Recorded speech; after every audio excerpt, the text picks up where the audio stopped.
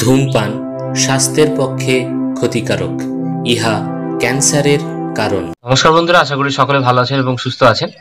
বন্ধুরা, আজকে আমি একটি বিষয় নিয়ে আলোচনা করতে চলেছি।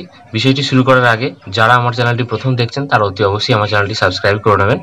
সাবস্ক্রাইবের পাশে থাকা বেল আইকনটি অতি অবশ্যই প্রেস করে নেবেন, তাহলে আমার লেটেস্ট ভিডিওগুলি আপনাদের কাছে দেরি না করে ভিডিওটি শুরু করা যাক। আমি ডক্টর সর্বানন্দ মুখার্জি, আপনাদের সকলকে আমার চ্যানেলে ওয়েলকাম।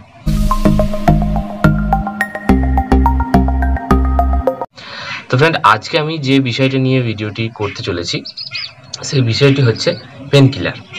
পেনকিলার আমাদের আশেপাশের বাড়িতে অনেক মানুষ দেখতে পাবো যারা অল্প পড়াশোনা করেছে এবং খুব বেশি তাদের পড়াশোনার প্রকাশটাকে বড় করে দেখায়। তো যখনই দেখি যে যন্ত্রণা হচ্ছে বা কোনো জায়গায় হয়তো মাথায় হোক, পেটে হোক, পায়ে হোক, যেখানেই হোক আমাদের শরীরের যে কোনো অঙ্গেই হোক বা যে কোনো জায়গায় হোক, যখন যন্ত্রণা হচ্ছে তখন সেই সমস্ত মানুষরা কি করেন না, খুব তাড়াতাড়ি একটা পেনকিলারের নাম করে দেন। সেটা অ্যালোপ্যাথি হোক বা হোমিওপ্যাথি হোক বা আয়ুর্বেদিক হোক, যাই হোক সে যেটা জানে আর কি। তো চট করে একটা পেনকিলারের নাম করে দেন এবং আমরা পেনকিলারটা নিয়ে খেয়ে নিই। এমনি করে যখনই আমার সেই যন্ত্রণাটা কমে যায় তখন তার কাছেই যেন মনে হয় সেই যেন যে পরামর্শটা দিয়েছিল সেটাই ভালো। আমরা ডাক্তারের কাছে যাওয়া বা চিকিৎসা করার জন্য কোনো গ্রাহ্য করি না। তখন আমরা কি করি, তার কাছ থেকেই আবার পরামর্শ নিয়ে হয়তো ওষুধ খাই। তার ভেতরে হয়তো চিকিৎসার বিন্দুমাত্র কোনো জ্ঞান নেই, বিন্দুমাত্র কোনো বুদ্ধি নেই। সে কিন্তু পেনকিলারের পর পেনকিলার, পেনকিলারের পর পেনকিলার সে কিন্তু শরীরের মধ্যে অ্যাপ্লাই করে যাচ্ছে।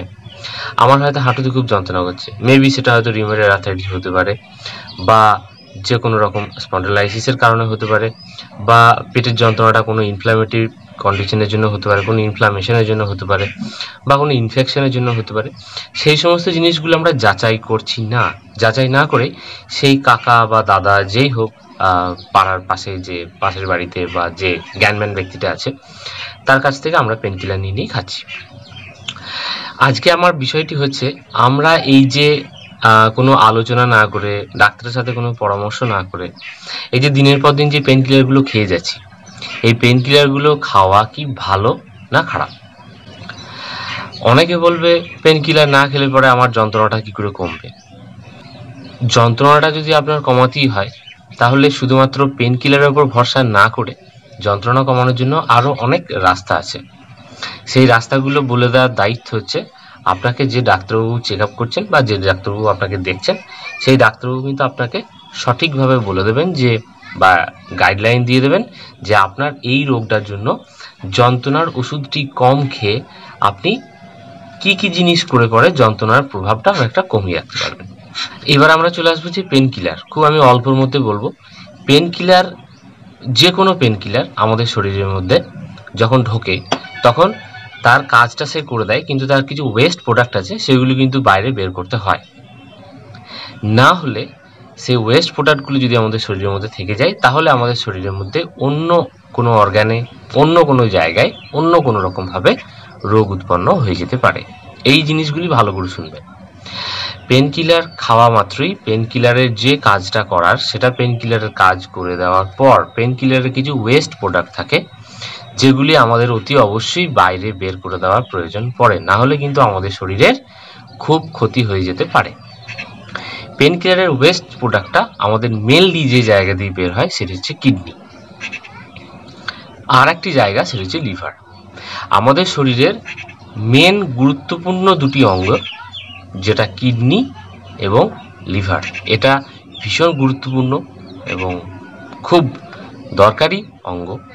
কারোর শরীরে যদি লিভার ফাংশন ডিস্টার্ব হয়ে যায় তাহলে তার হজম শক্তি থেকে শুরু করে এভরিথিং তার একটা নষ্ট হয়ে যেতে পারে। আর কিডনি এটি এত ইম্পর্টেন্ট একটি অর্গান, যদি আপনার 2 ঘন্টা বা 4 ঘন্টার জন্য যদি আপনার বাথরুম পাস না হয় তাহলে আমরা লোয়ার অ্যাবডোমেন পুরো ফুলে পেঁপে ঢোল হয়ে যেতে পারে এবং সেখান থেকে আপনার পেন হতে পারে।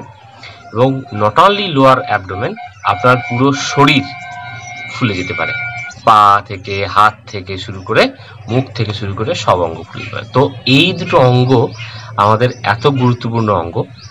তো আজকে পেনকিলারটা যদি আমরা দীর্ঘদিন ধরে মুঠো মুঠো করে যদি আমরা পেনকিলার খেতে থাকি তাহলে প্রভাবটা কিন্তু আমাদের এই অঙ্গ দুটোর উপরেই পড়বে।